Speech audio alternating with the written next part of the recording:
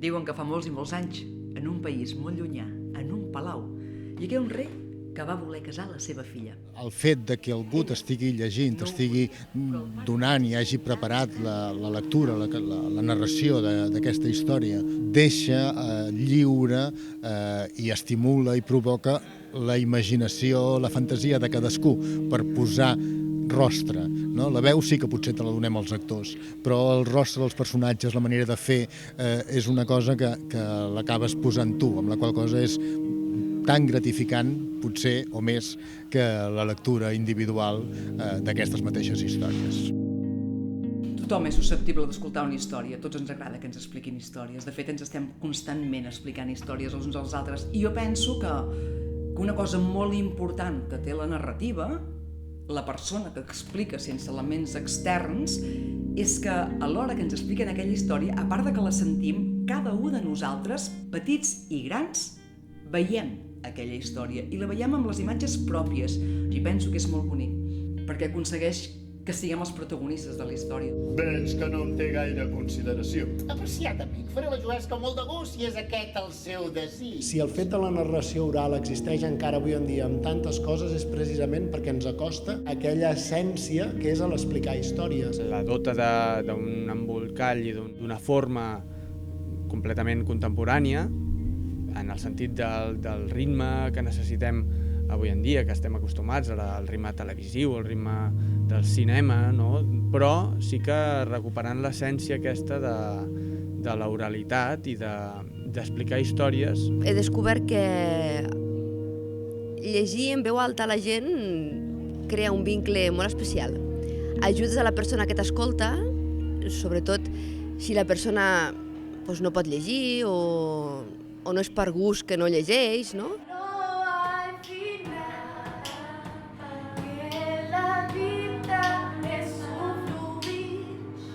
A mí me encanta porque es eso, no hay tanta división entre quien hace y quien recibe.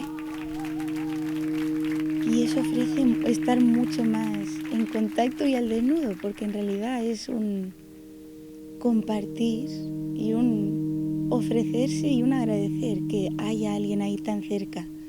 A mí lo que me ha gustado aquí mucho es el poder hacerlo en una plaza donde la gente está sentada, que no haya nada de por medio. Y entonces me puedo mover más libremente y la gente lo capta de otra forma.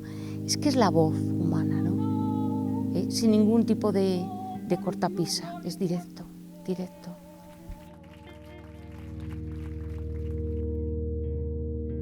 Anava perfecte com a acrònim d'en veu alta i a partir d'aquí va sorgir l'EVA. I com a resposta a aquesta EVA ens va aparèixer la poma després al festival que es va convertir en el nostre símbol. Per tant, realment ens hem creat un nom i una imatge que queda molt en l'imaginari de la gent. Ho recorden pel nom o ho recorden per l'objecte, per la poma en si.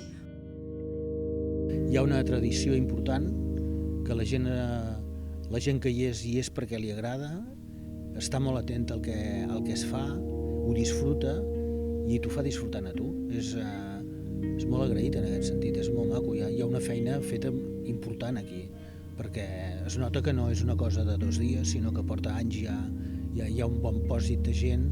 He vist que hi havia gent molt jove també, vol dir que està molt bé, que vol dir que les generacions es van substituint les unes a les altres, que hi ha gent de totes les edats. Mira, és estiu, surten les pomes al carrer, és la vida i l'alegria d'un festival, no? On hi ha moviment, històries, paraules, diferents oportunitats de veure coses molt diverses.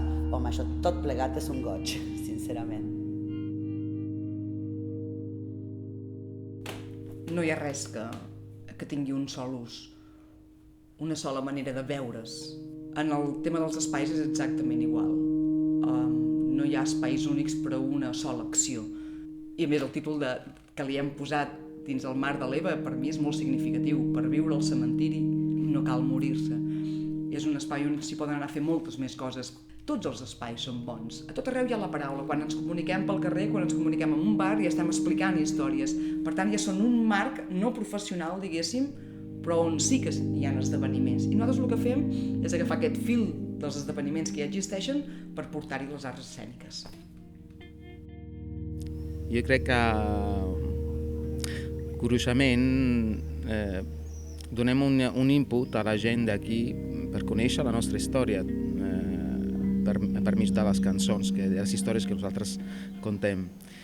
I clar, això trenca les fronteres, la música crea un vincle, el vincle és curiositat i és una manera també per sentir-se germans.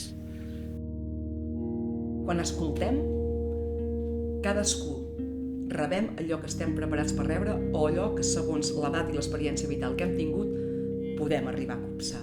Però sí que diria que tots som susceptibles de poder escoltar, perquè si el comunicador comunica bé, si realment hi posa desig i en sap, l'altre rep. Potser no sap què rep, però les coses es mouen. I penso que les arts escèniques han d'aconseguir això, que l'altre es remogui per dins. Per tant, us convido